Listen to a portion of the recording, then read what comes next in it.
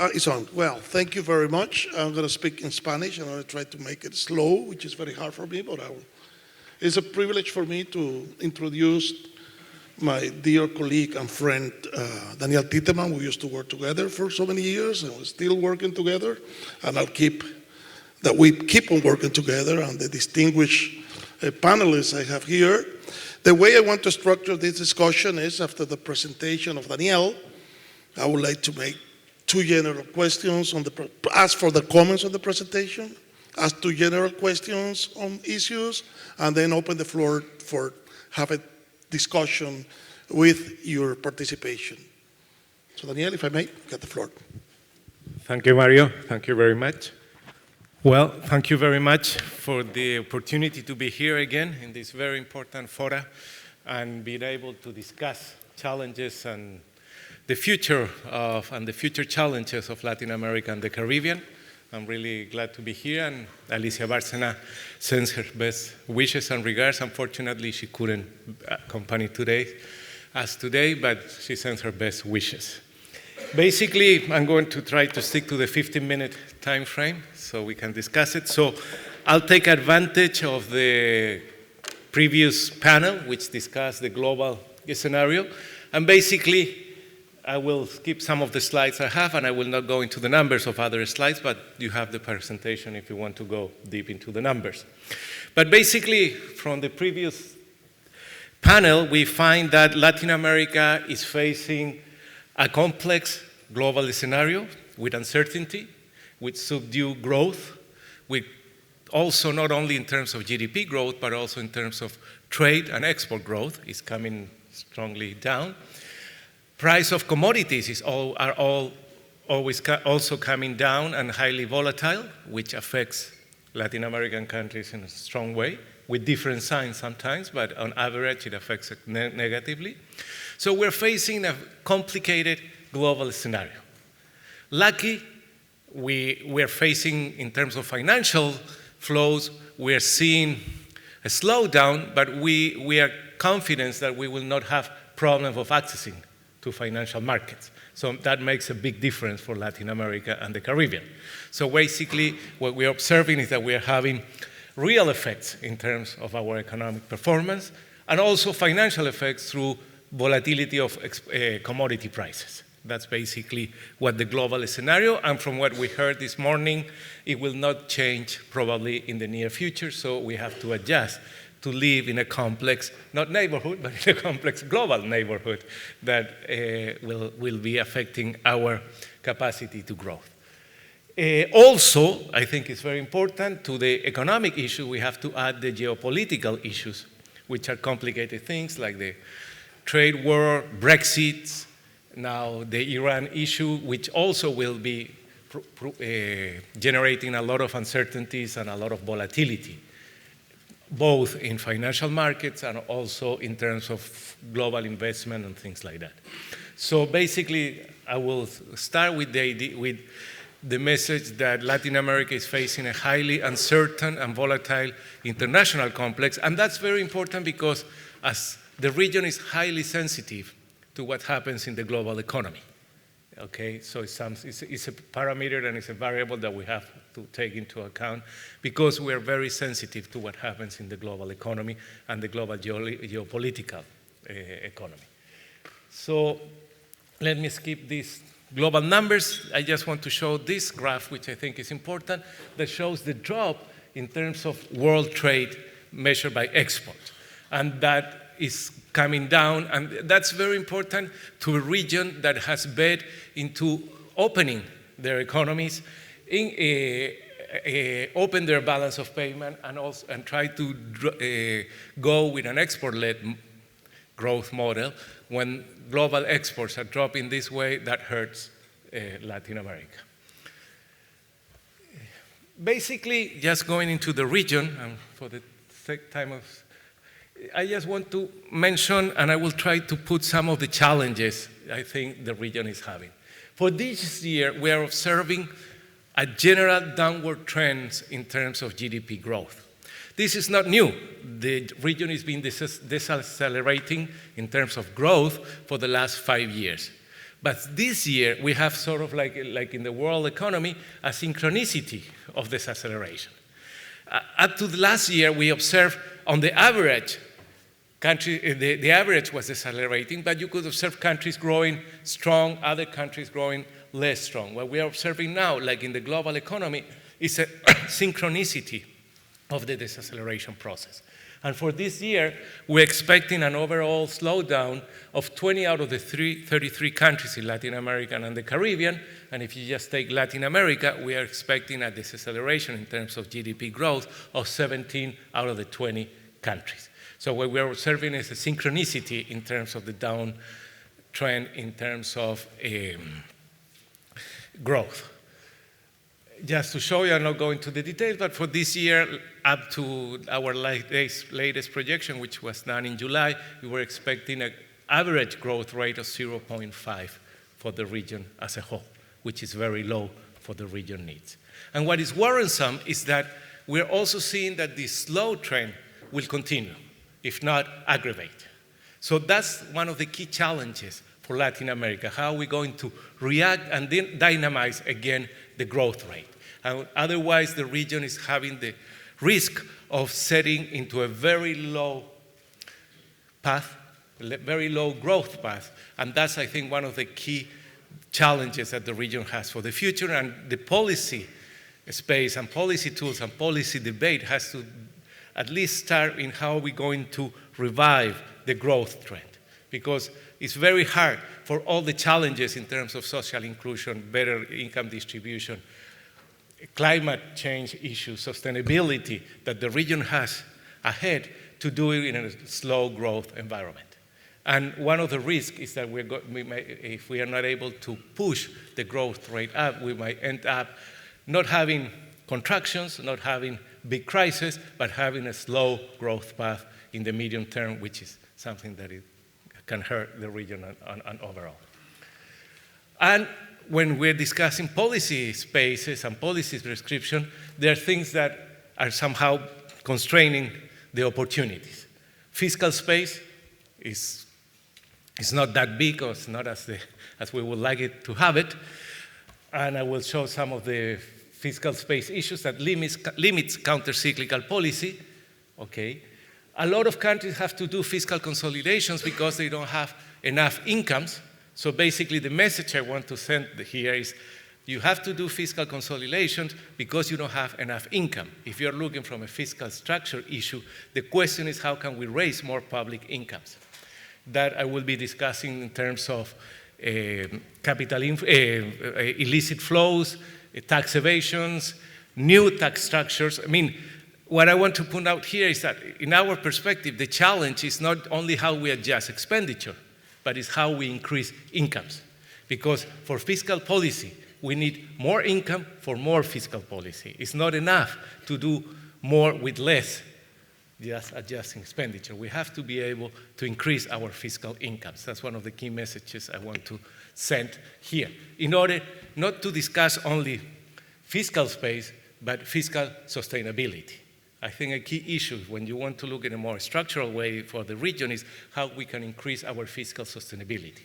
Means how can we increase our fiscal incomes through reducing tax avoidance and things like that I'm going to mention. Second, as was mentioned in the morning, monetary policy is less effective than it used to be.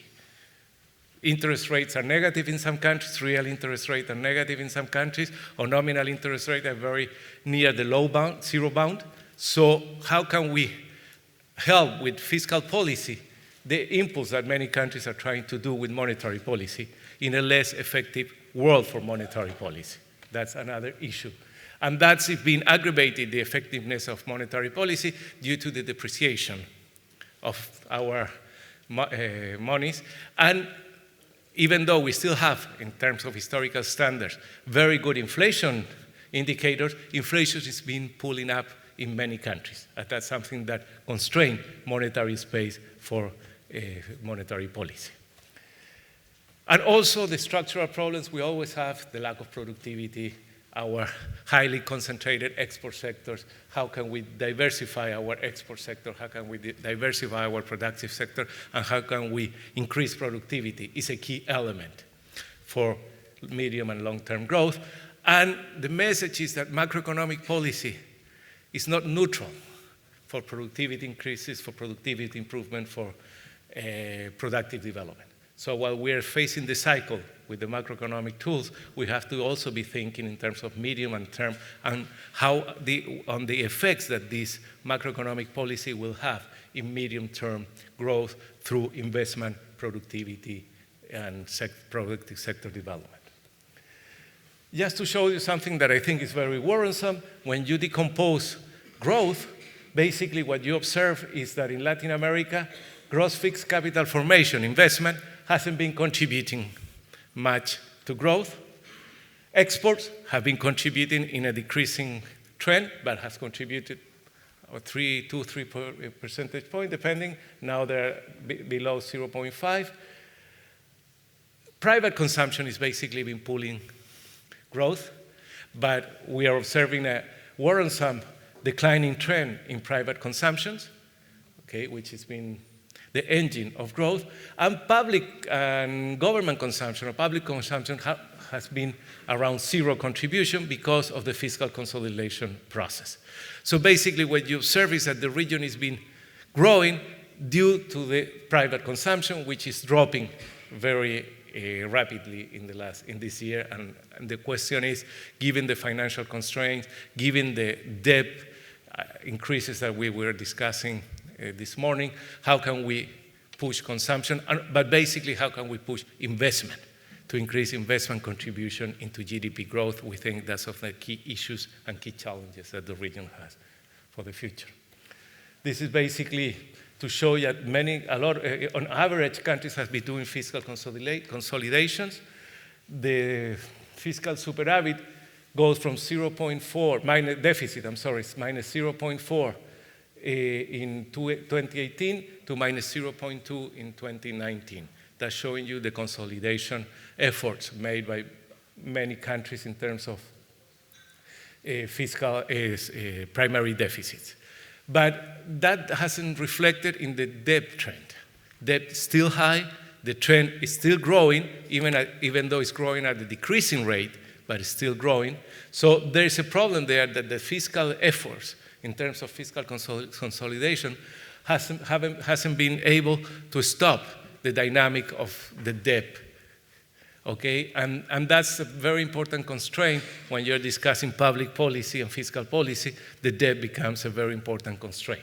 So one of the issues is how we're going to have the capacity to impulse or to expand fiscal policy in a context of a growing public debt, which constrains our capacity. And unfortunately, the efforts in terms of fiscal consolidation hasn't translated yet into the dynamics of the public debt. Okay, that's another issue I wanted to bring. The Caribbean countries, the CITS countries, have a better position there because their income have increased, so they've been able to have a surplus while still expanding their fiscal policy. And they have had higher incomes in terms of fiscal incomes. That's a very important issue. I will not go into the details of the structure of incomes for tax, but basically the message is that fiscal consolidation reflects itself in that fiscal expenditure is not contributing to growth. We have problem with our fiscal space in terms of that the public debt is at higher levels than it used to be a few years ago, and that constrains your capacity. Expenditures are still growing, and we cannot increase our incomes. And that's a very important issue that I want to bring into the table.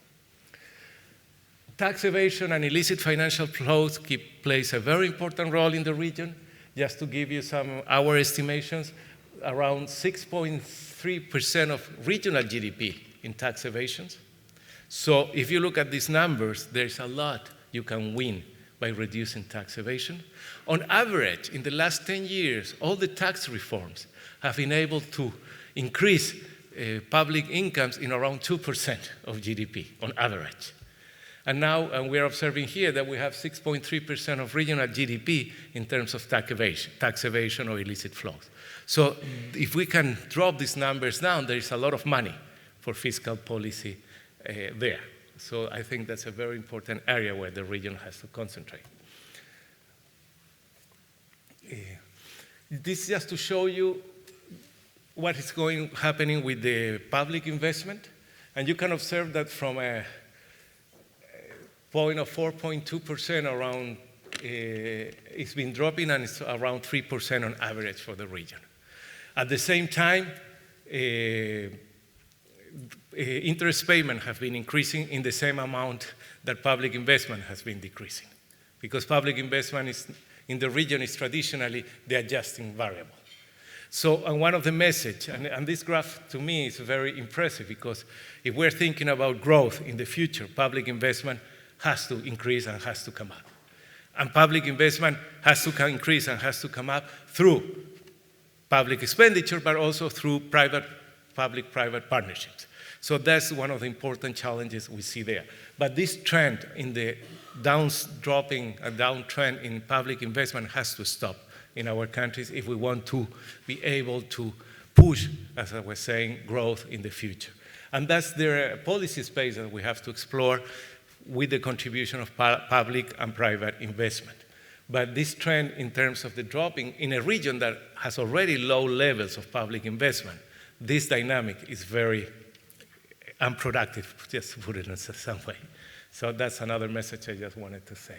As I was saying, monetary policy is being expansionary, and central banks still trying to help growth dynamic through lowering the interest rate. So in average, in every country, except some exceptions, Mexico, that reflects other criteria when they're moving their interest rate, and some other countries have tried to keep an expansive monetary policy, trying to help to dynamize growth.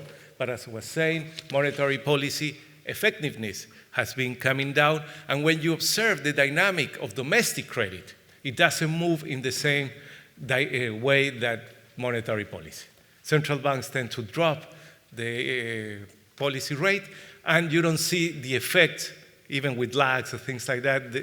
The magnitude of the effect in domestic credit is very low. So that's an issue that we have to work in terms of the mechanisms through which monetary policy affects domestic credit and can expand it.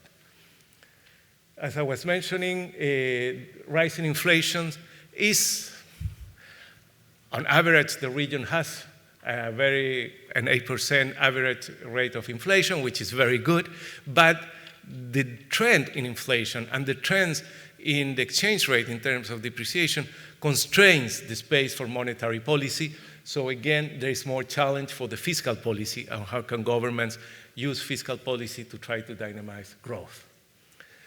Basically, just to show you, and with this I'm just finishing, a small graph in terms of the productivity, labor productivity dynamics, and to see that it's not going in the right direction, it's been dropping, and one of the challenges there is how can we increase productivity in terms of a medium terms.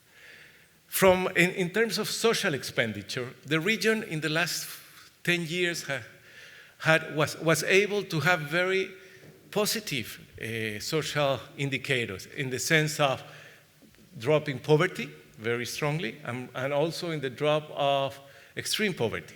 But that has stabilized since 2017 and 2018, and the gains in terms of poverty reduction has stopped on the average. So that is showing the slowdown of growth and the fiscal constraints for governments to keep and continue with social policy and social expenditure. And that's something that is worrisome, how we're going to protect the gains in terms of social inclusions and social policies in a context of a slow growth. And that's something that is not easy. And also, the key adjustment variable in terms of fiscal expenditure has been investment.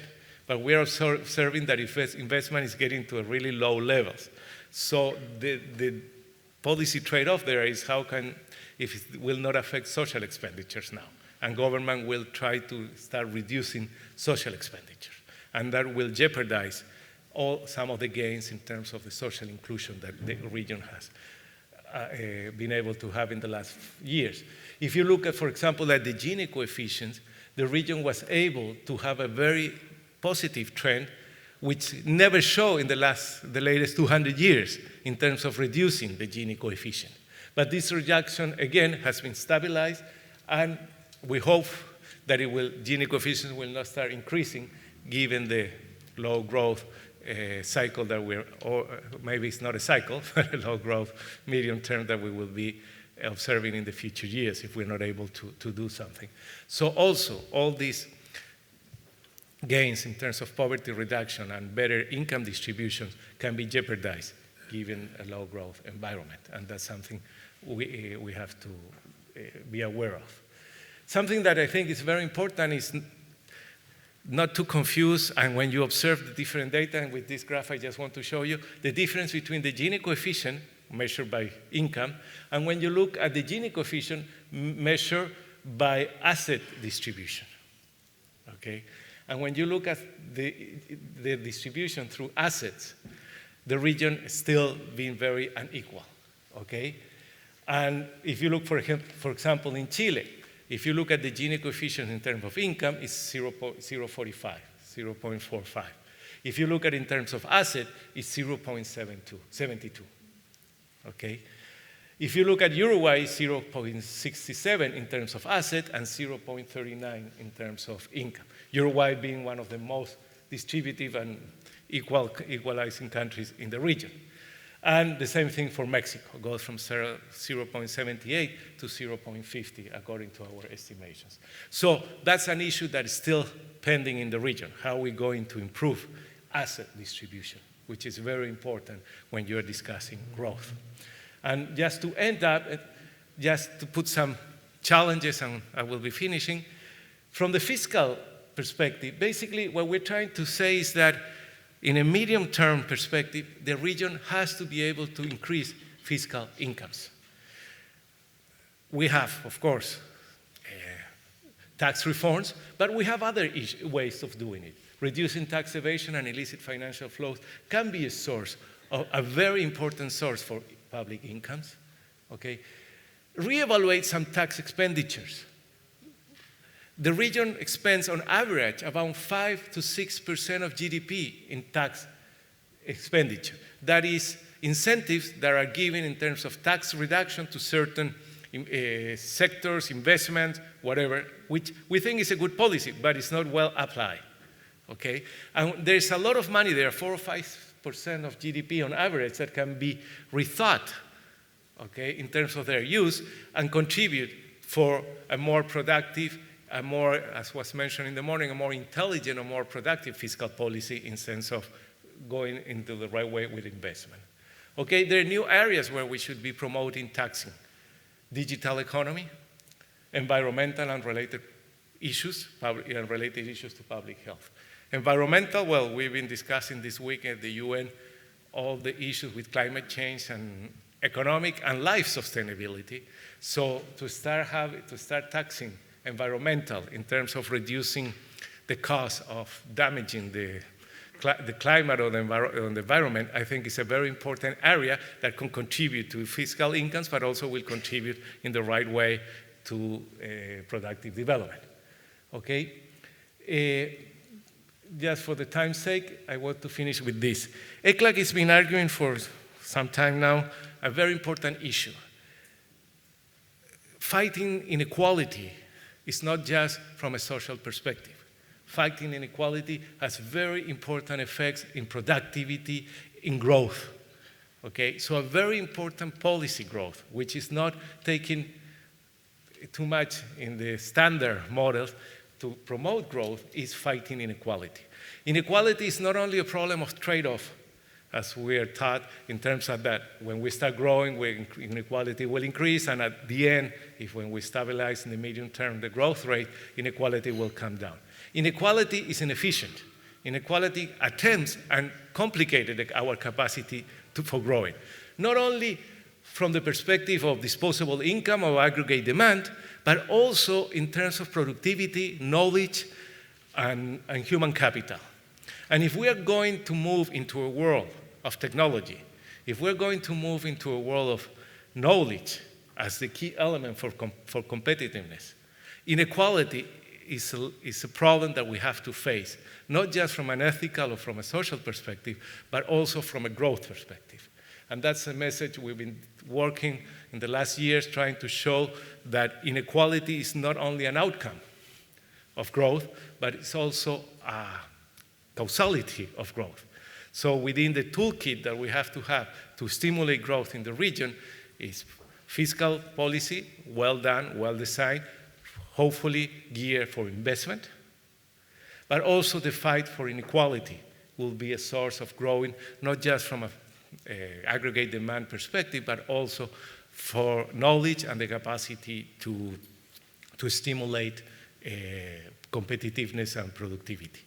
And the region has a lot of opportunities there to move in that direction. And one of them is what we have called the environmental big push. The region has competitiveness, has a lot of areas and a lot of dynamics areas in terms of environmental areas and investment in renewable energy. There's a lot of opportunities for investment. There's a lot of opportunity for a productivity jump in areas related to climate change and to environmental sustainability. That includes technological changes, that include knowledge, that include a lot of the things we've been talking.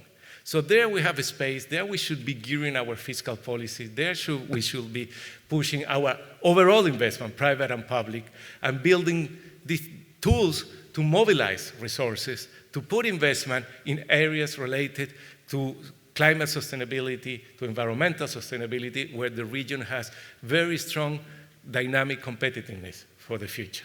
Okay, thank you very much.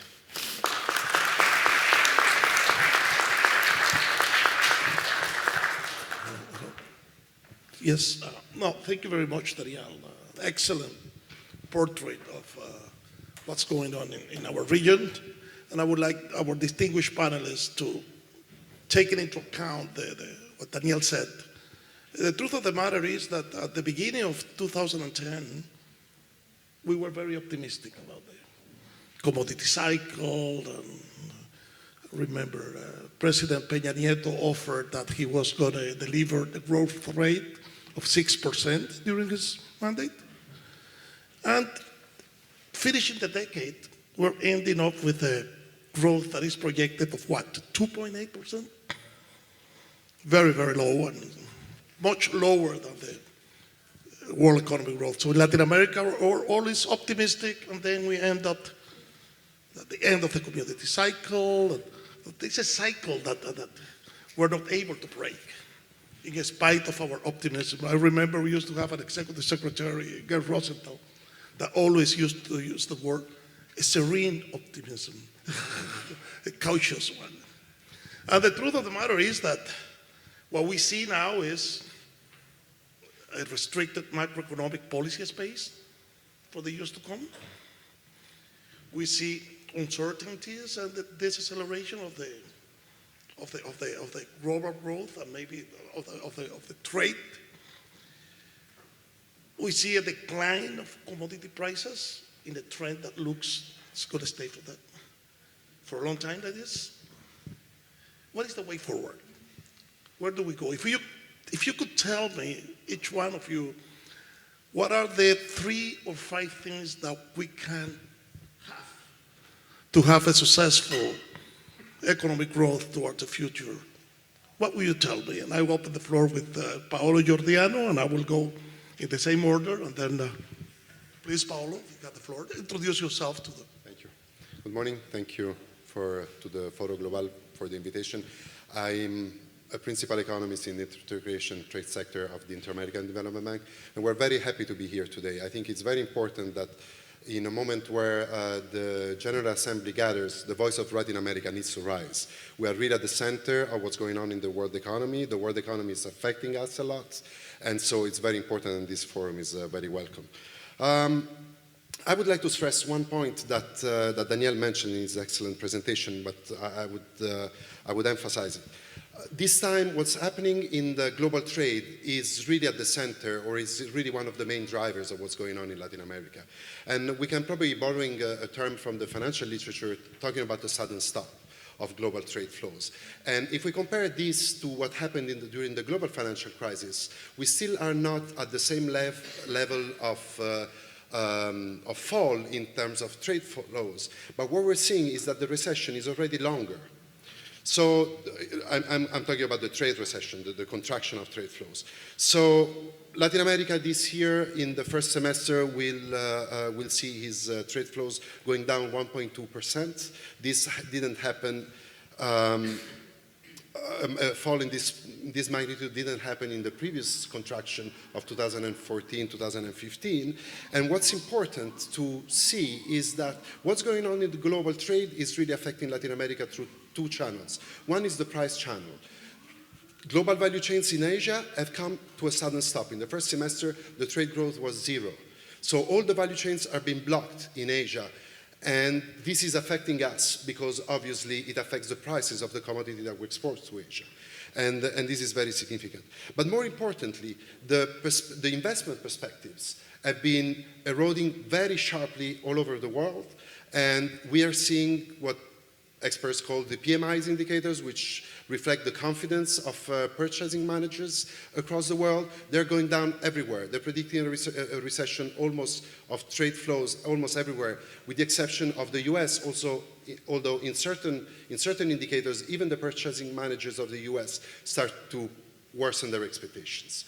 So one thing that I think Danielle didn't mention very loud is that the big risk for us today is not that we're falling, is that we're trapped in a low growth trap period that will last for very long. And I think this is something that we need to keep very well in mind. Now, regarding to your question, it's very clear the terms of trade of Latin America, that is the price of what we export compared to what we import, are at the level of 2003. That means that the bonanza that we've seen for 15 years, driven by the entry of China into the multilateral trade system, is over. And probably it's going to be over forever. We won't see like a big bonanza that we've seen in the last 15 years. So what we really need to see is what are going to be the next drivers of trade performance for Latin America in the next 15 years. So I want to throw to debate two ideas, which Danielle also mentioned, and which have to see with diversification. What does it mean to diversify trade? It means, first of all, finding new partners. Latin America has been very complacent with his current trading partners. It's true, in one way, the United States is still the driver of Latin American, for the little growth that we see in trade flows, the United States is still the locomotive of our trade, but we need to look beyond China, for instance, just because of what I was saying. And take one country, India. India is 1.2 billion people. It's true, it's a country that is very close, but we're trading very little. It's true, trade of Latin America has been multiplied by 20 in the last 20 years, but it's still, we're exporting just 40 billions to India. This is nothing. 3 countries only export 70% of what we export, and 40% is just oil. There are 1.2 billion people that are hungry of commodities that Latin America exports, and we didn't make any inroads in that country. We made some simulation in a report that was published a few months ago at the IDB, and we project that if we are able to reduce transport costs to India and open that market, trade flows to India could grow 40% in the medium term. That's huge. That would be a big boon for Latin America, and so we need to look at other big countries. We need to look at smaller countries in Asia. Take a country like Korea. Korea has been growing at a very fast rate until 2015, and until 2010, and since then, trade has remained flat. So Latin America needs to sustain this penetration of foreign markets, something that we haven't been very good at doing. At the same time, and I'm wrapping that up, we have to look beyond merchandise trade. As I was mentioning, we are now suffering this big trade slump because we're very much concentrated in commodities. Let's look at services. Services is probably the trade of the future. You trade in services, and you look at the trading services of Latin America, you see that we're overly concentrated in tourism or in transport, which are traditional sectors, like what we call sectors intensive in knowledge, like information technology services, like global enterprise services, have been growing very fast in Latin America, but they're very small. They're still very small. They're smaller than they are in the rest of the world. And so, when you look at the competitiveness of Latin America, you see that we're still very much concentrated in sector, or we're increasing the global market share in sector whose demand is falling, and we're not moving. Only 5% of our services export sector is concentrated, is gaining market shares in sectors where the global demand is growing more than average. And these are all data that we're going to present in the next Trade and Integration Monitor that is coming at the end of the year. But the point that I want to make is that this time trade is really at the heart of the importing crisis that the crisis that we're importing from the rest of the world, and the response needs to go through trade. And there are opportunities. It's up to the region to seize them, but policies needs to put this dimension at the heart of economic policy, something that hasn't happened in the last 15 years.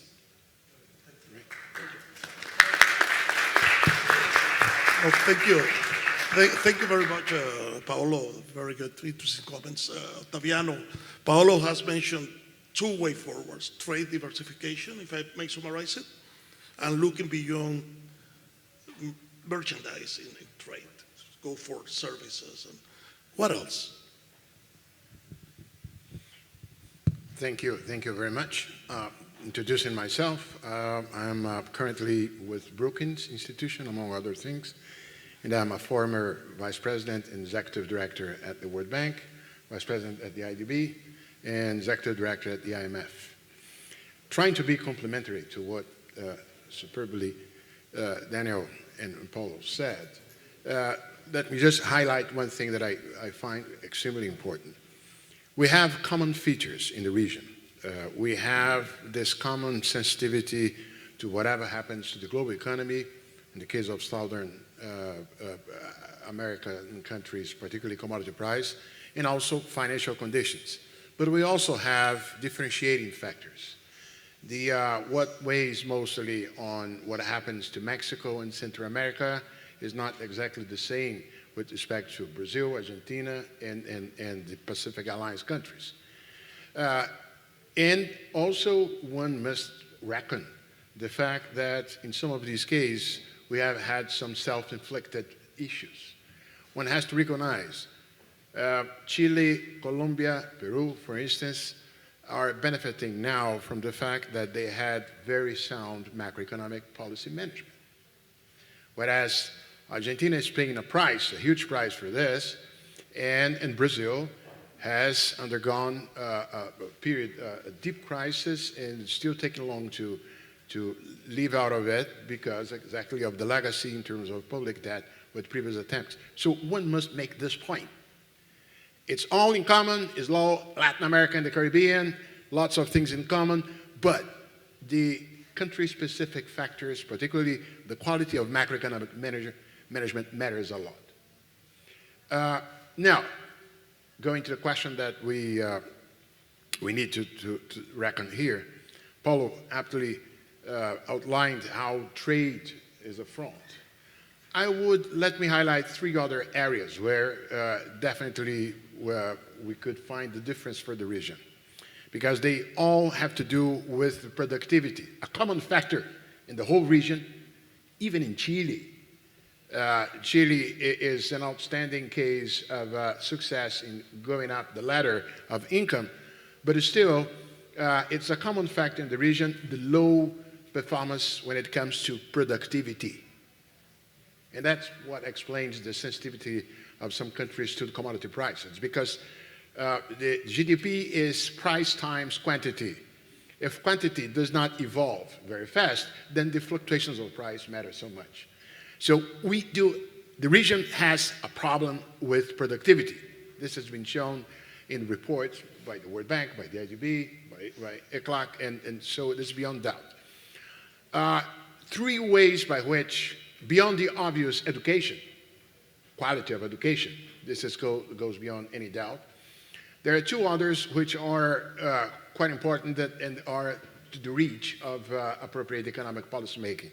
One is infrastructure. The dearth of investments in infrastructure in the region implies a toll on productivity.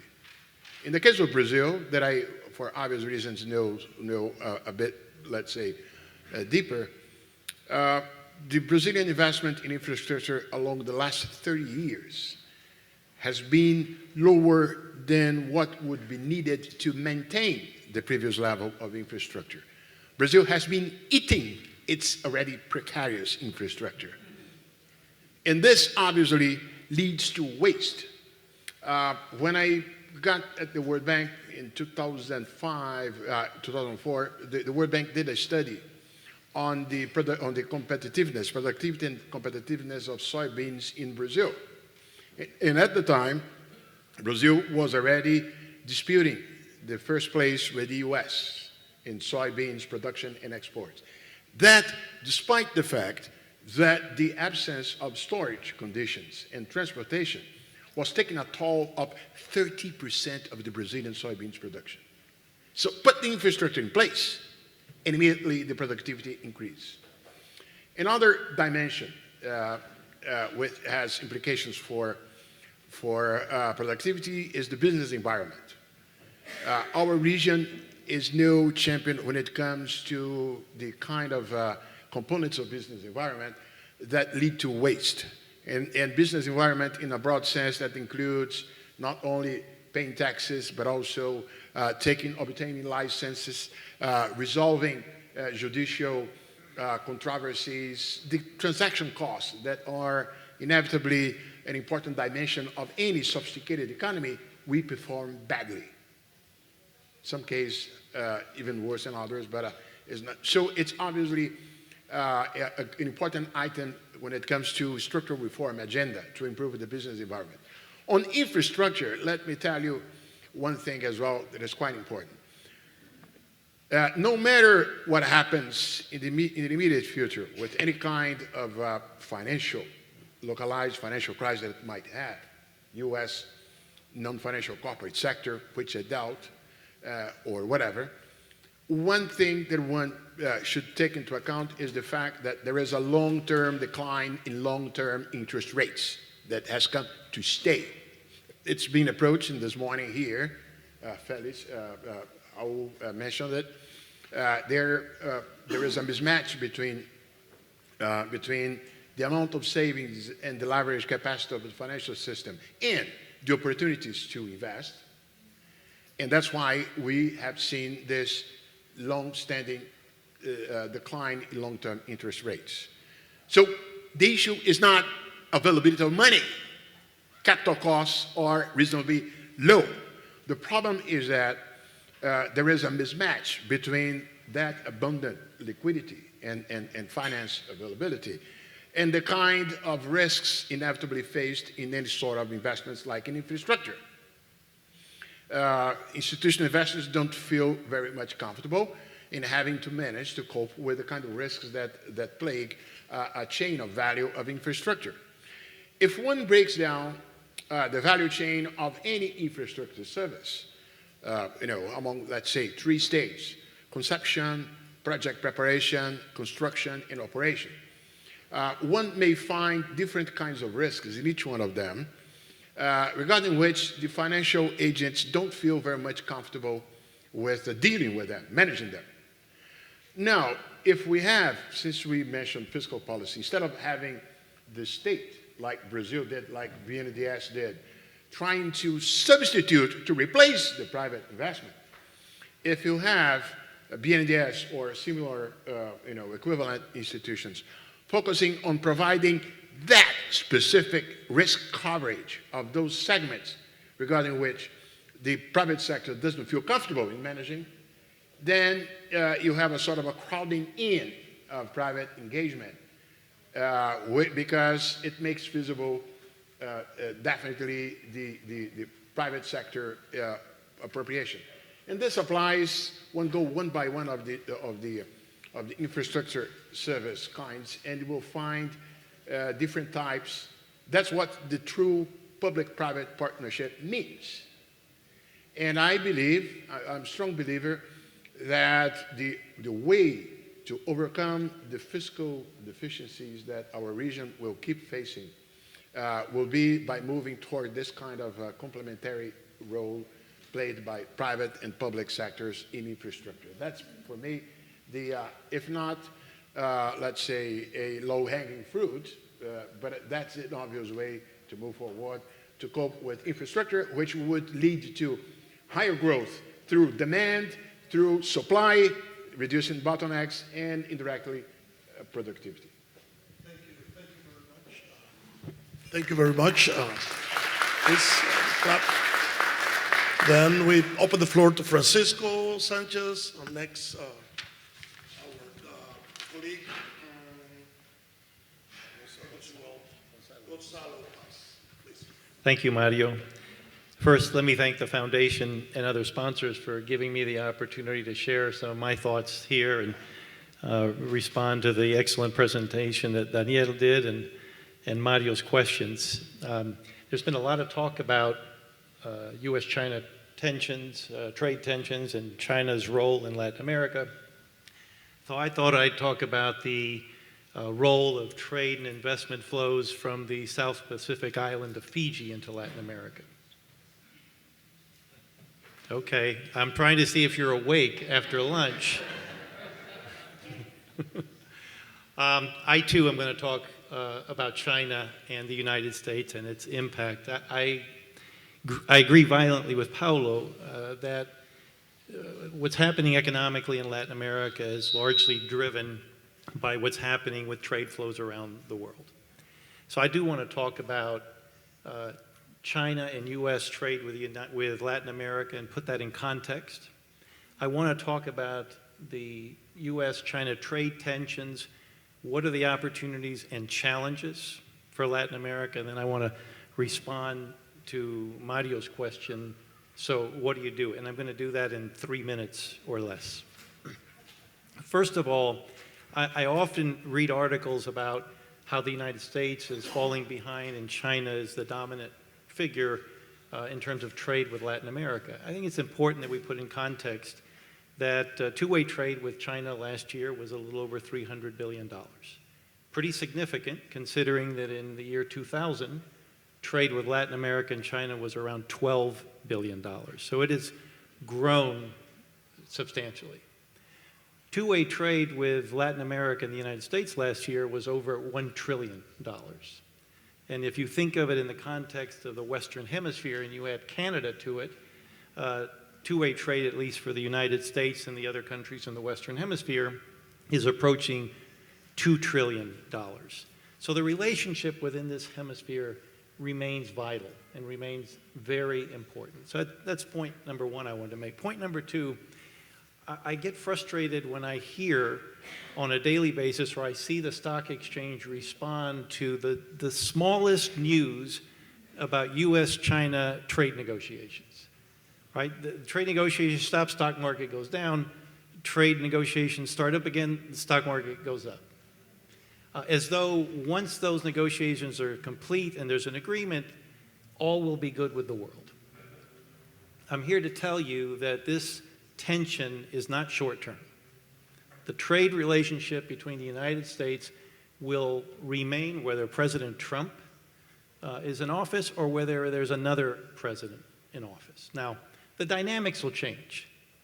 President Trump and his administration have largely defined this tension as a problem with trade deficits, mainly that the United States is buying way too much more than they're selling to China. I respectfully disagree with the president.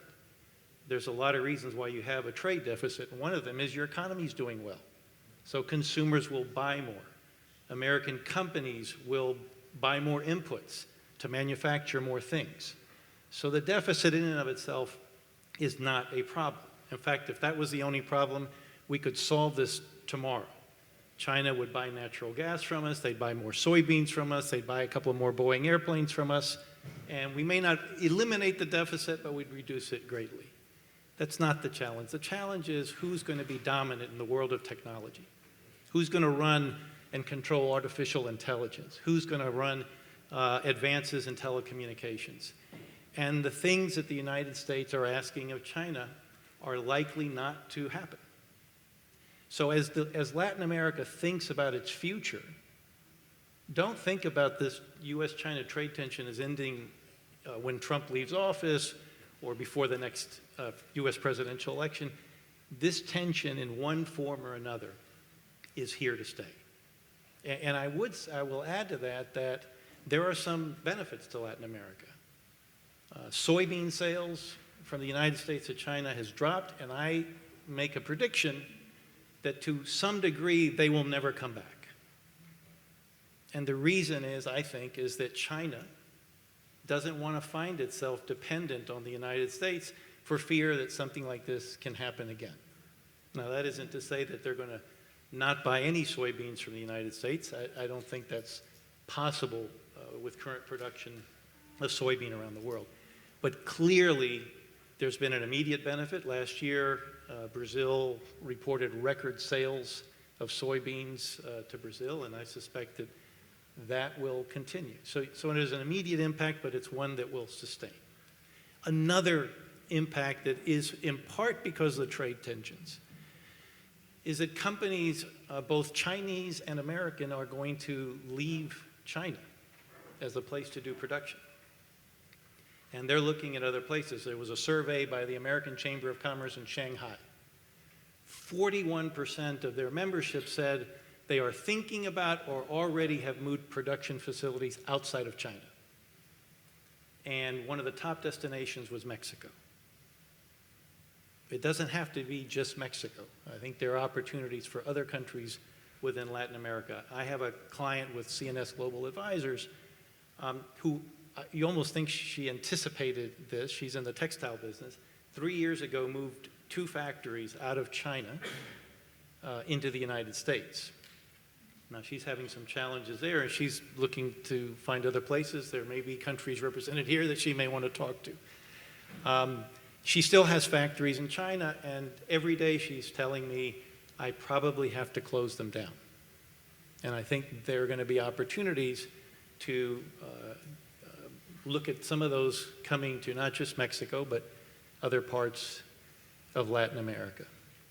So my third point in response to Mario's question is, so with a looming world recession, with 2 large economies fighting, and slow growth, what do you do? I mean, some people say just throw your hands up. Well, what I would say, and I'm in violent agreement with some of the things that my colleagues have already said, is work on what you can control. You can't control the US-China trade tensions. You can't control a world recession.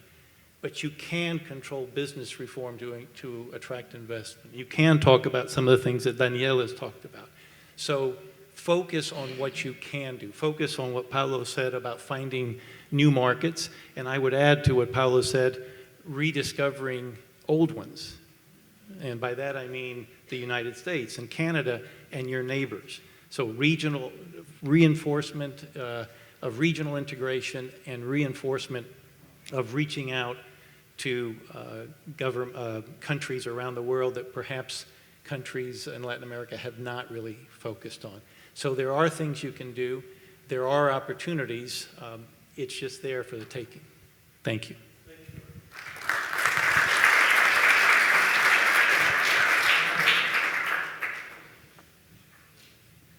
Para ser democrático, creo que tenemos una audiencia con más gente que habla castellano que inglés, así que si me permiten voy a pasar al castellano.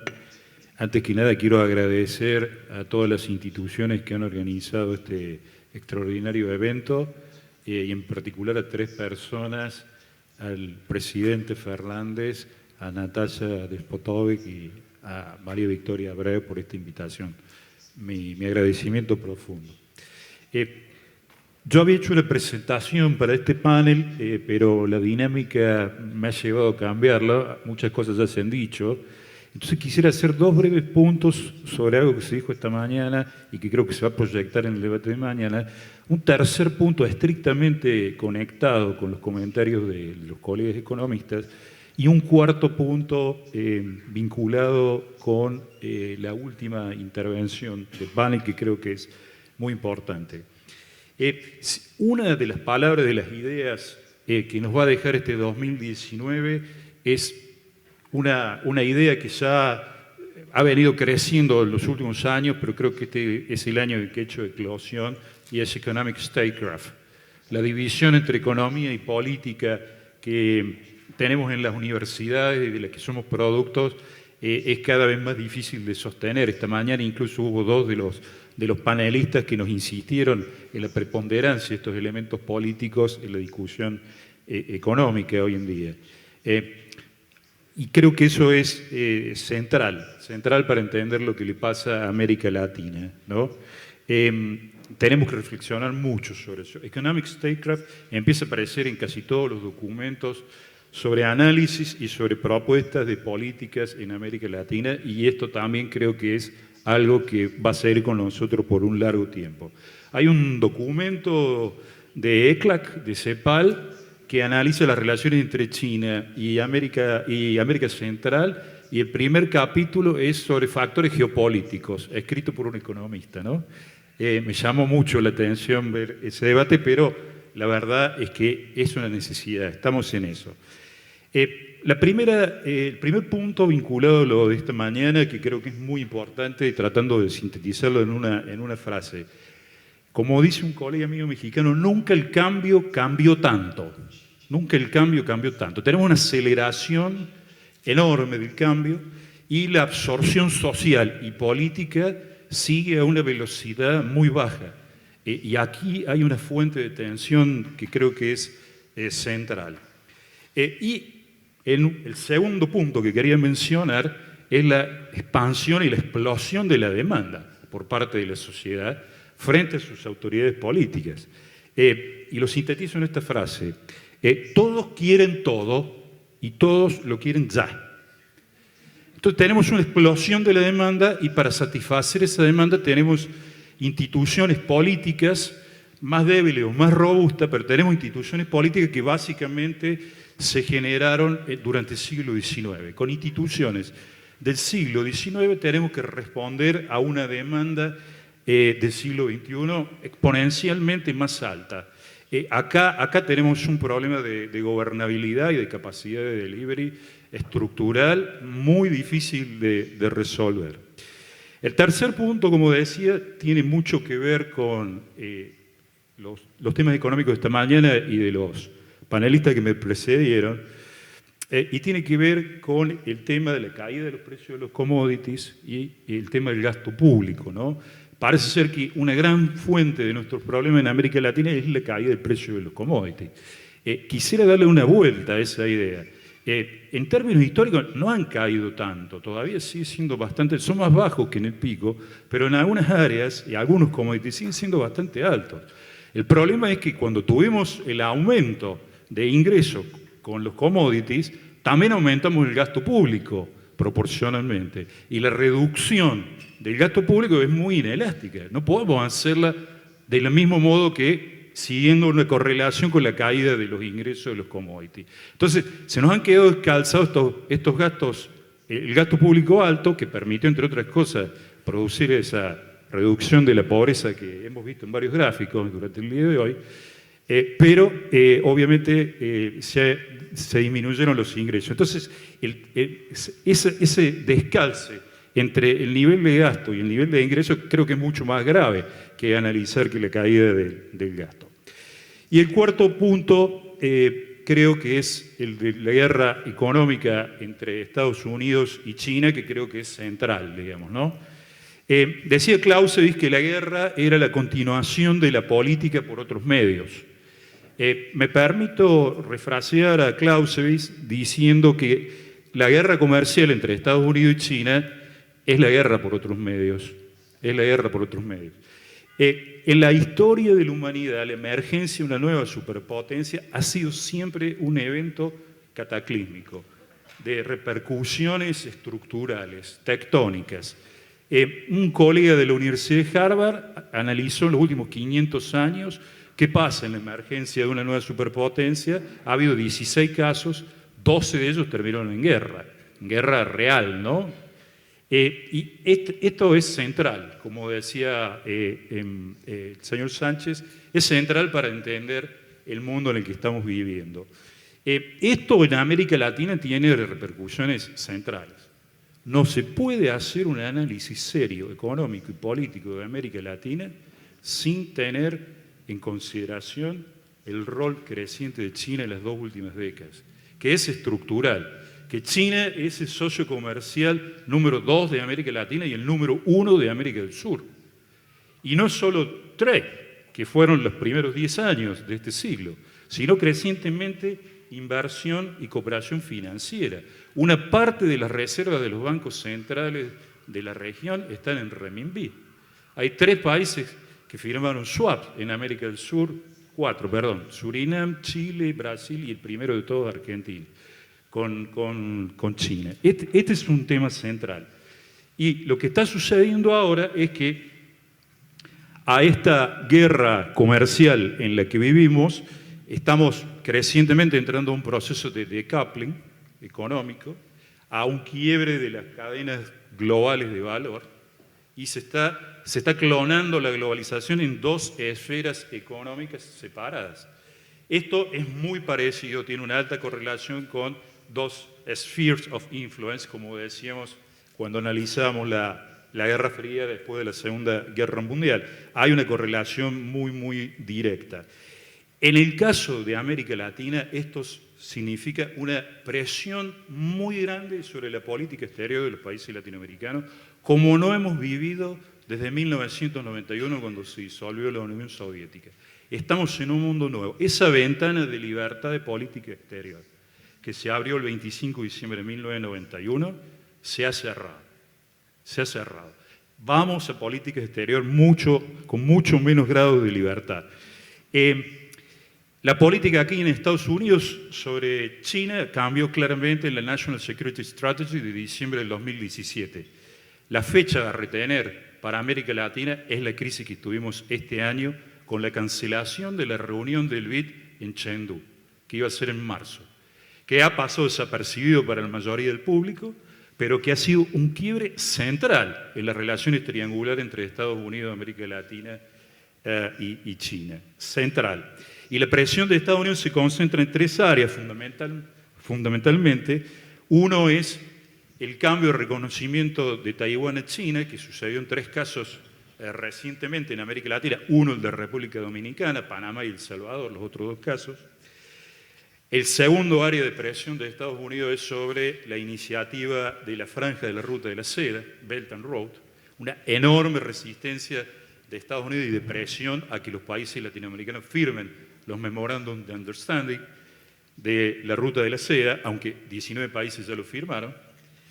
Y el tercero es, por supuesto, el tema de la inteligencia artificial de las cadenas de telecomunicaciones, que se concentra puntualmente sobre el rol de la empresa Huawei, ¿verdad? Incluso Chile, uno de los países que tiene relaciones estructurales extraordinarias con Estados Unidos, un tratado de libre comercio, etcétera, acaba de inaugurar un cable de comunicaciones submarino construido por Huawei. La presencia de Huawei en América Latina es central y la presión de Estados Unidos va a seguir aumentando.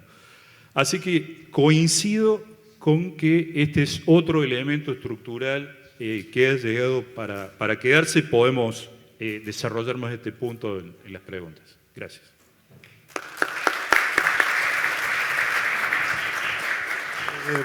Bueno, muchas gracias, Gino, muchas gracias a los panelistas. Le quiero dar a Daniel Titelman, aunque sea un minuto, para que nos diga y abrir entonces el floor para preguntas. Daniel, por favor. Thank you very much, Mario. Well, I'm really glad to see that, and I agree with basically all the comments, and that all the comments were done from a structural perspective. I agree with the idea that the main transmitting mechanism from the global to the region is being trade, and it's been trade. During the 90s was the financial markets because we had volatility, financial crisis, but during the 2000s it's been basically the trade mechanism, and I completely agree. And I agree with the idea that we need to change structurally our partners and the type of exports we do and go beyond merchandise. So in that sense, I completely agree with the idea that we have to have structural changes to face this new trade world that we'll be living in, particularly beyond merchandise, as you mentioned. I agree absolutely with the issue of productivity, infrastructure, and investment, basically. And I am really enjoying hearing that public expenditure can be crowding in. Not only public savings is crowding in, but public expenditure can be crowding in. And if we do good fiscal policies, we can boost private and public investment, which I think is the key challenge that we have. In order to boost investment, we need private. I mean, 80% of investment is private, only 20% is public. So in the region. So at the end, we do need fiscal expenditures that are crowds in investment. And I'm very glad to hear that it's not only savings what crowds in investment, but also public expenditure. I agree, and I think that Latin America has to take into its political agenda that the world is changing. It's not a problem of trade deficit or trade superavit. It's a problem of more and more structural change that will hopefully not divide the world, but will create new opportunities in a more structural way. And there we have to be looking forward in terms of the opportunities and the challenges that that brings. And basically, it's very interesting because if you look at the trade structure of many countries, China is the first partner in many Latin American countries, and on average, between one or the second or the third partner in terms of trade flow. But there are changes there in terms of technology, in terms of new opportunities that have to be taken into consideration. And I completely agree that this is not only an economic problem, it's a political problem, and that in terms of growth and in terms of the political economy. And that Latin America has to be able to somehow move more towards a more political economy improvement in terms of discussing the growth and development strategy, because it's not a problem of economic technocrats that will be somehow putting the factors on the table. Thank you. Thank you. Thank you very much, Daniel. Let's open the floor. Let's take 3 questions at a time. Start, please. Raise your hand so I can. Daniel, 1. We got 2 here, the young people. And we have 3 here with Maria Angela. Please. It's okay, I can take this. Ah, well, you have it here, please, to Mr. Sobato here. So let's take the 3 questions. You can address it to the whole panel or to individual panelists, please. Daniel, please. Muchas gracias. Mi nombre es Daniel Sobato. Soy uno de los coorganizadores. Felicitaciones. Quiero ser muy disruptivo. 3 preguntas. Número 1. ¿Por qué fallan consistentemente en sus forecasts económicos año tras año, teniendo tanta gente talentosa y teniendo tantos expertos en macroeconomía, microeconomía y estadística? ¿Por qué todos los años empezamos con esta onda optimista de que la región va a crecer al 2.4, en abril la corrigen al 1.8, en septiembre la corrigen al 1 y en diciembre dicen, bueno, I'm so sorry, y el año que viene hacen lo mismo y el año que viene hacen lo mismo? Número 1. Eso me parece que es tremendamente importante. Lo segundo, ¿por qué omiten sistemáticamente, esta es una crítica de abogado y politólogo a los economistas, ¿por qué omiten sistemáticamente en sus análisis la importancia de las instituciones? No se mencionó en ningún momento acá el tema de la calidad de las instituciones para poder mejorar la calidad del desarrollo y del crecimiento. No. Business environment is not necessarily the quality of political institutions. Ese es un elemento muy importante. Con obras tan importantes como ¿Por qué fracasan las naciones?, donde claramente economistas de renombre han puesto el énfasis en el tema de que mientras no tengamos instituciones inclusivas y sigamos teniendo instituciones extractivas en muchos países de América Latina, esto no va a ocurrir. Tercera pregunta alineada en esto. Año tras año decimos que el problema es la baja productividad y año tras año nos damos el sermón. Mejorar la calidad de educación, mejorar la calidad de innovación y mejorar la infraestructura. Y año tras año la región no lo hace y vamos a lo mismo.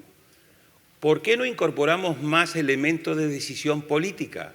Porque todos estos elementos, aumentar la fiscalidad, mejorar los niveles de transparencia, bajar los niveles de corrupción, que por lo cierto, en materia de infraestructura, si volvemos a ese tema, tenemos que tener en cuenta la lección de Odebrecht y mejorar fundamentalmente los niveles de transparencia. Entonces, ahí hay una dimensión política que yo siento que en el análisis económico sigue estando bastante descuidada y me parece que sería importante incorporarla en el análisis, porque de lo contrario siento que la región no va. Y cuarto, ¿qué hacemos para evitar lo que nos pasó en esta década? Esta década empezó con el presidente del BID, Moreno, mandándole una nota al Financial Times en julio del 2010, cuyo título era Welcome to the Latin American Decade, creciendo en ese momento la región al 6%. 10 años después, terminamos esta década creciendo al 0.6% promedio regional. ¿Cómo hacemos con manera concreta, vinculando más alianzas públicos-privadas, vinculando más economía con política, para que la próxima década no volvamos a caer en lo que ustedes dijeron, que me parece fundamental? Si la región entró en una zona de crecimiento bajo por los próximos 15 años, crecimiento bajo entre el 1, el 2 y el 3%, hay que prepararse para una desestabilización fuerte en lo político, porque las sociedades con sus demandas no van a aguantar otra década donde la pobreza va a volver a aumentar, la desigualdad se va a volver a incrementar y el fuerte impacto de la cuarta revolución industrial en la creación, pero también en la destrucción de trabajo.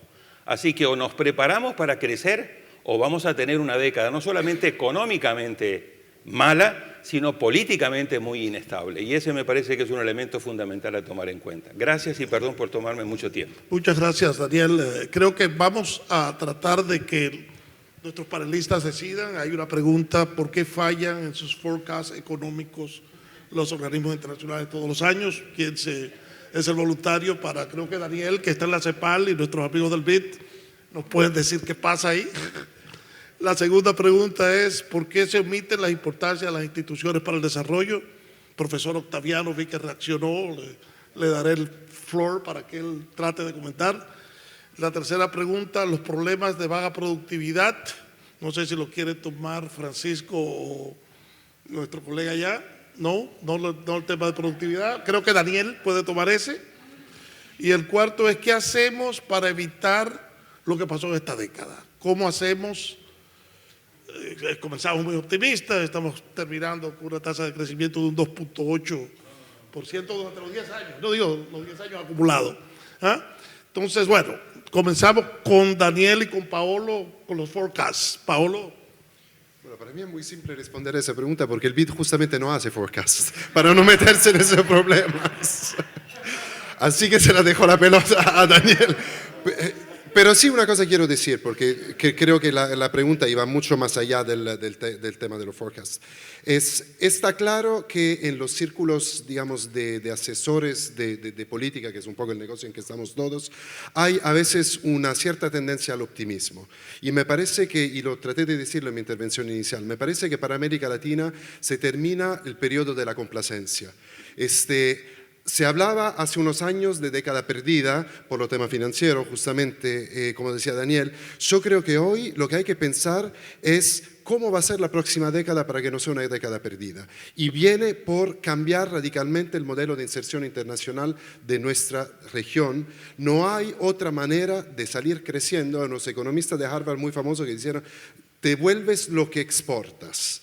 Bueno, eres lo que exportas, exactamente. O sea, vamos a hacer lo que exportamos. Si queremos ser una región que se desarrolla basada en conocimiento, no vamos a poder seguir exportando solo commodities. Ahora, no quiere decir que sea una maldición exportar commodities. Se puede, en Chile lo demostró, exporta salmones, pero exporta también tecnología para vender salmones. Uruguay tiene vacas, vende carne, pero también exporta tecnología para la trazabilidad de la carne. Una carne que comanda precios que es 10 veces más altos de la carne promedio que se puede comprar. Entonces, no es una maldición, pero para que una maldición sea una bendición, hay que trabajar duro y el tema de las instituciones me parece fundamental, no puedo estar más de acuerdo.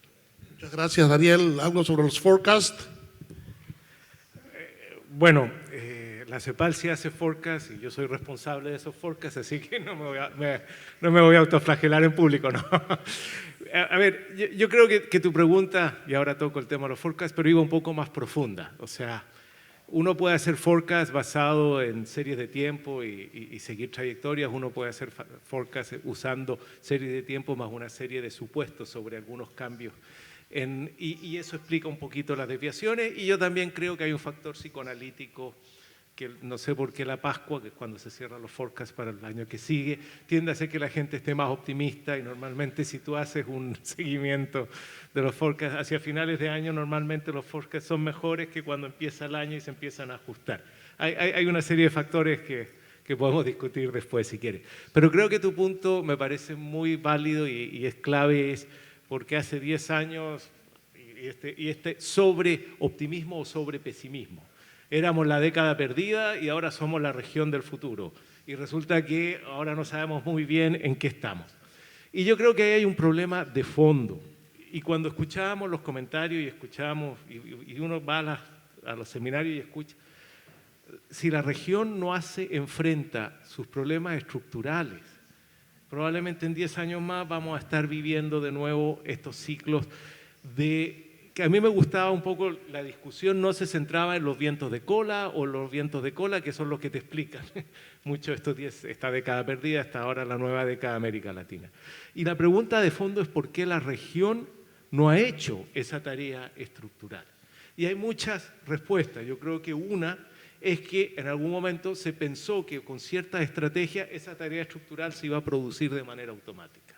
Y lo que hemos aprendido es que esa tarea estructural no se produce de manera automática y que necesitamos políticas.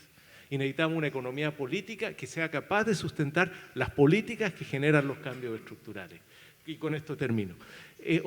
Yo creo que ahí hay un tema central. O sea, necesitamos, efectivamente, como decía, uno es lo que exporta, pero uno exporta lo que produce. Y para cambiar lo que exporta necesito cambiar lo que produzco. Y para cambiar lo que produzco necesito política industrial. Y esa palabra fue vetada y fue muy mal mirada por años. Necesito buena política industrial. Es diferente tener mala política industrial, pero necesito muy buena política industrial. Entonces creo que el gran desafío de la región es aprender que los cambios estructurales no se producen de manera automática, que requieren políticas económicas y requieren un entorno político que apoye esas políticas económicas. Muchas gracias, Daniel. Le paso la palabra a Otaviano, que nos va a decir el tema de las instituciones y los procesos de desarrollo. Thank you. Well, first on forecast. Because the track record of also financial institutions forecast is also as bad as the one from the IMF and World Bank. JP Morgan makes mistakes. It's intrinsic to the fragilities of macroeconomic models.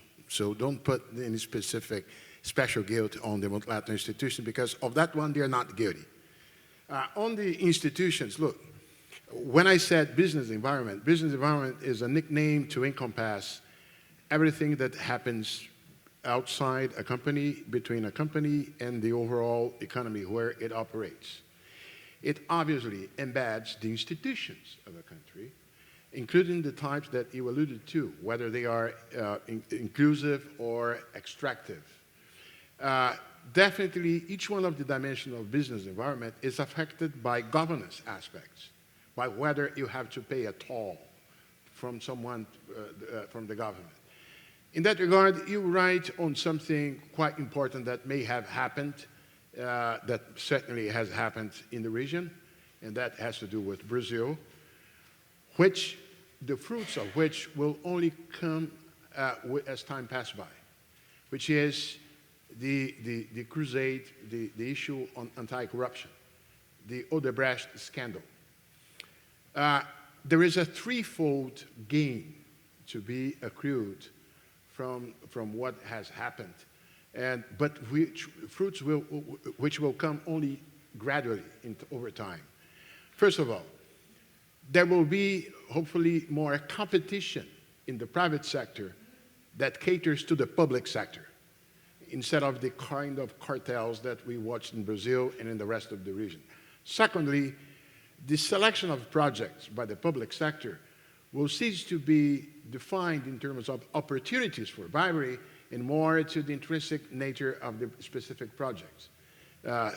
any one of you who traveled to one of the newly built airports in Brazil, like Campinas, and you'll say, what? It's a humongous elephant, which was built to maximize the opportunities of construction, not of the finality. And the third one, assuming that it stays, the risk premium associated with rule of law will inevitably improve in these countries. So this is a threefold source of gains in terms of productivity that shall come from the kind of event that we watched in Brazil. And assuming that it's also happened in the other parts of the region, we might guess it. But one thing is important, the short-term pain is humongous. You had suddenly part of the deep financial crisis, that the deep depression that Brazil had, deep recession, has to do with the fact that suddenly from day to night, companies that corresponded to something like 12% of Brazil's GDP collapsed. For good, in the sense that the long-term gains from the Lava Jato process are inevitably positive, but the short-term pain is also quite important. Thank you. Thank you. There is another question that before Daniel addressed the terms of productivity, I want you to think about something else. One of the questions of Daniel was, what do we do to avoid the recurrence of what happened during the last decade? I want you to tell me this in one sentence, that you can think about it while Daniel tells us about the productivity in order to give the floor to more colleagues that wants to do more questions. So Daniel, the productivity, and think about your response of what do we do to avoid the recurrence of what happened in the last decade, and we'll start at the very end. Daniel, productivity? Esa es una pregunta difícil, pero yo diría que en la región hay dos temas de productividad. Uno, un problema de inversión. O sea, todavía somos una región donde la inversión física puede tener efectos significativos sobre la productividad. O sea, la productividad no es solo un tema de conocimiento o tecnología en América Latina. Si uno pudiera aumentar y fortalecer la inversión, infraestructura y otro tipo de inversiones, creo que tendría un efecto muy positivo sobre la productividad. Y el segundo tema es la formación de capital humano, tecnología y conocimiento. Creo que en esas dos tenemos déficits muy fuertes, pero lo contrario de lo que puede pasar en muchos países más desarrollados, donde el nivel de inversión y el stock de inversión ya es lo suficientemente fuerte y la productividad depende más del conocimiento y la tecnología. En América Latina la productividad todavía creemos que está muy vinculada no solo a la tecnología y la educación, sino también a la capacidad de productividad, a la inversión. Y por eso políticas de inversión, a nuestro juicio, tienen un efecto importante sobre la productividad. Y segundo, el tema de la formalización de la economía. Parte de nuestra baja productividad está muy ligada a los sectores informales y es una economía muy basada en pequeña y mediana empresa que aportan poco al producto, pero aportan mucho al mercado laboral. Entonces también la heterogeneidad productiva, romper con la heterogeneidad productiva, avanzar hacia la formalización del sector productivo también debería tener un impacto positivo sobre la productividad. Thank you very much, Daniel. So the question is, 2 sentences, what should we do to avoid the recurrence of what happened in last decade? Gonzalo Paz, please. La más fácil para mí, ¿verdad? Pronosticar el futuro y pronosticar cómo podemos solucionarlo, ¿no? Pero quisiera conectar esa pregunta con el último punto que hacía mi amigo Daniel Sobato acerca de las instituciones y del Estado, que creo que está muy vinculado con lo que yo decía en mi intervención, con el rol de la política también y entender la política en la discusión económica, ¿no? Decía yo también en mi intervención que tenemos una situación de demanda exacerbada, multiplicada con estados que son muy precarios para responder a esa demanda y que ese gap es de alta peligrosidad y de alta inestabilidad, ¿no es cierto? Una fuente de alta inestabilidad.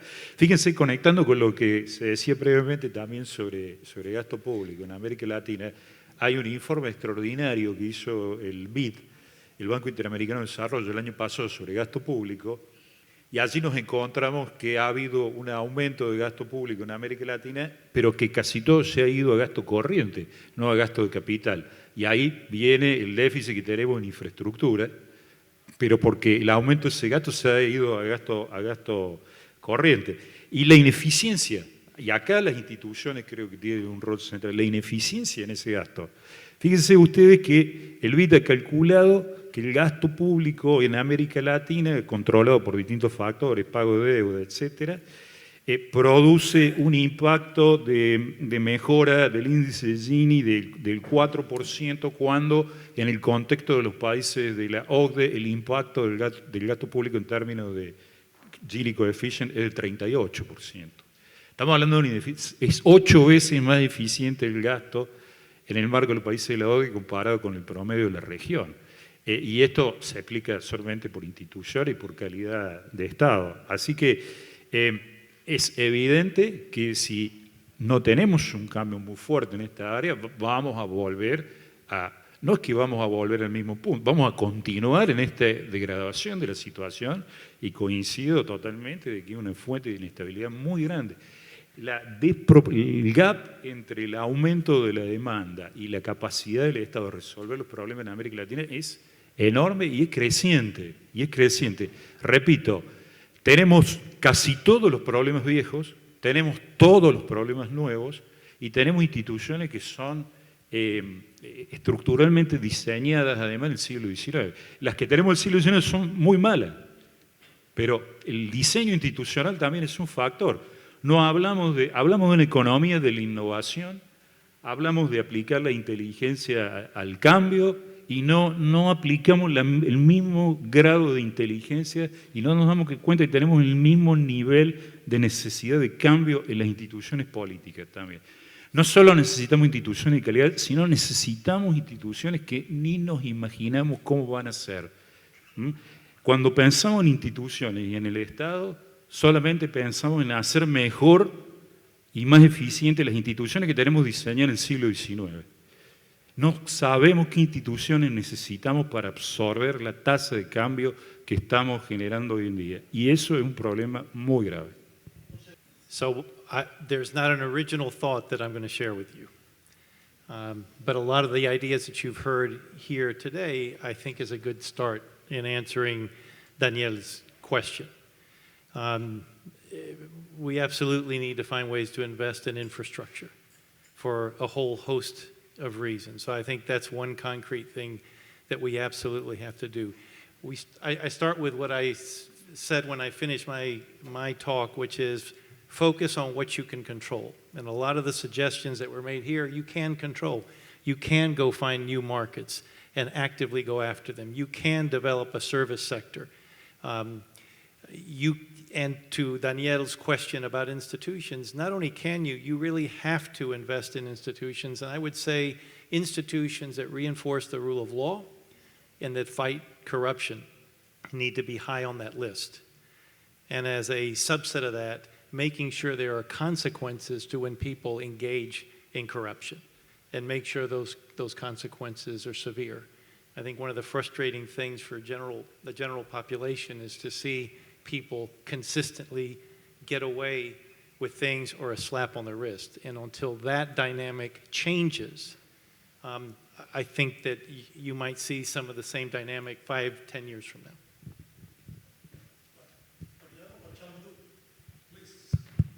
now. Well, as I said, the trio of paths have been laid out. Infrastructure, which relates to the institution agenda as it reflects on the business environment, and persist on improvements in education, which is obvious as well.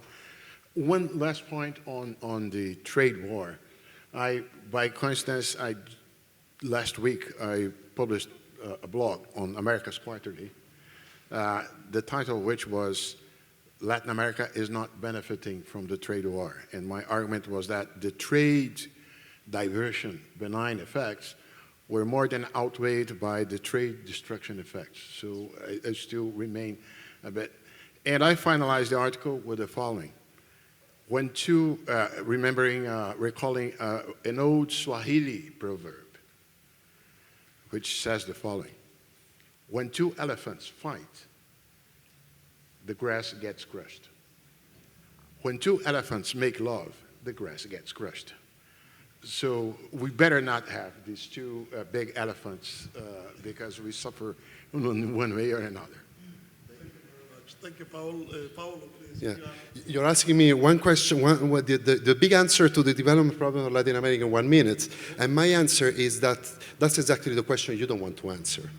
Because really what we're facing is very complex problems. And so really what the region needs to do is go beyond slogans, beyond 1 minute solutions, and really think through very deeply on what is the world that we're facing and how we can face that world. Now, to prove Danielle's points that the economists can say something and the contrary of anything they've said in just the same sentence, I will answer your question in 1 minute.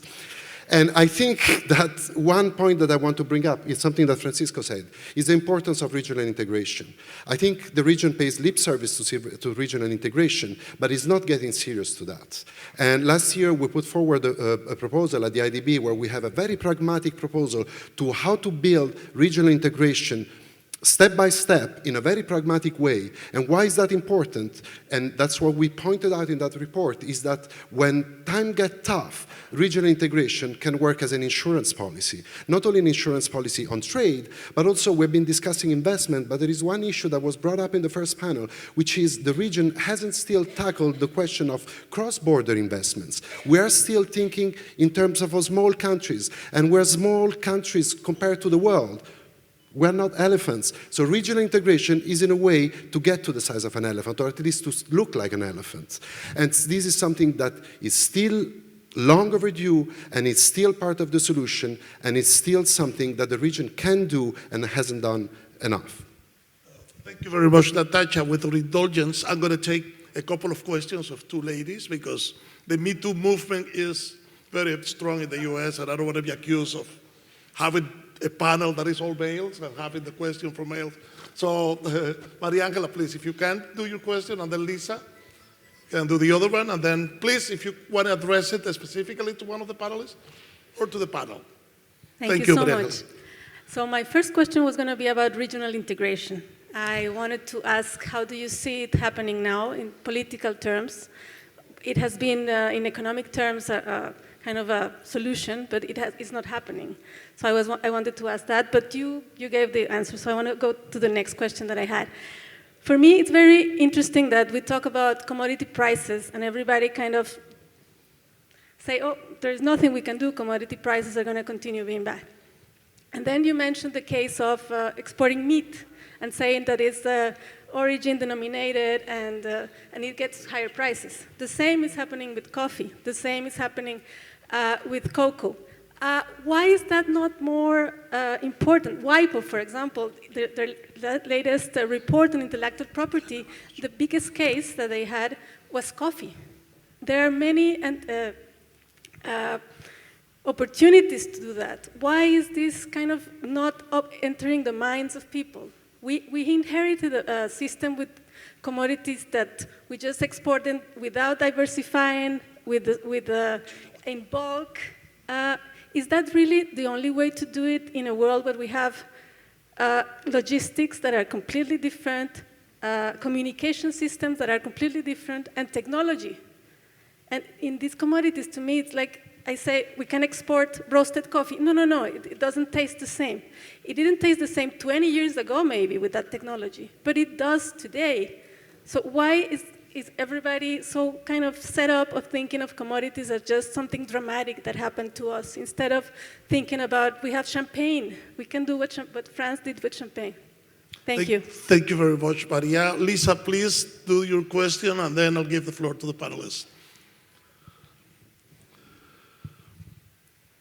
Thank you. I'll be succinct. One aspect that I'm going to ask the panel and the audience not to forget is that every great nation, aside from leadership and risk management, both at public and private sector, you need a strong, sound banking system. So what I'm hoping to see eventually, moving towards this new way of making business, introducing new corridors, trade corridors, is that we consider how we can partner with banking. Banking has the funds.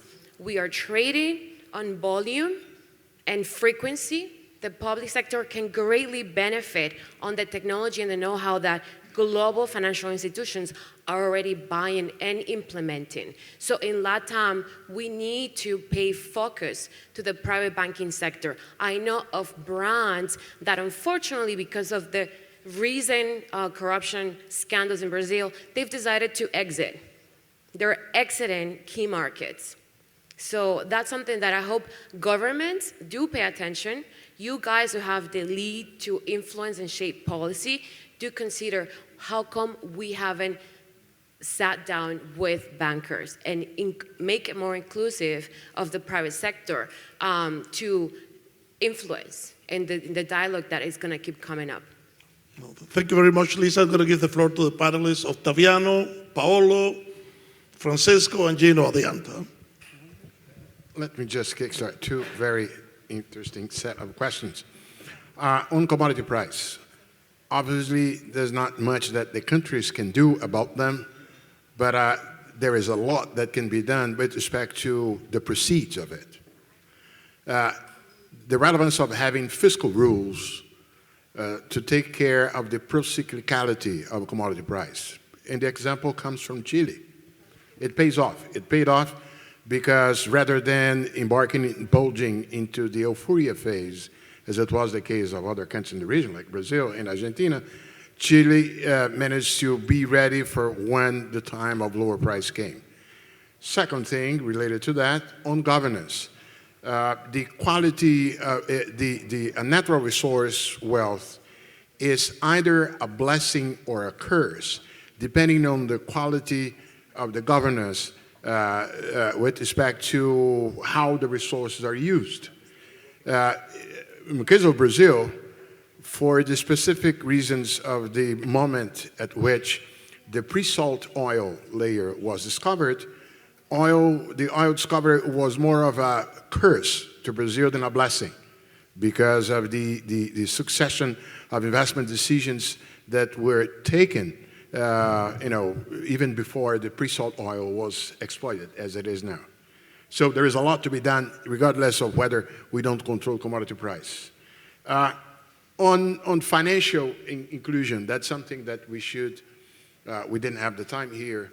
I'm very upbeat with the possibilities that the fintech is opening when it comes to financial inclusion. And it's showing up already in Brazil, going beyond banking. Since you use the word banking, I would say fintech rather than simply banking as such. In fact, the banks in Brazil, the big banks, are having to cope with the threat of fintech.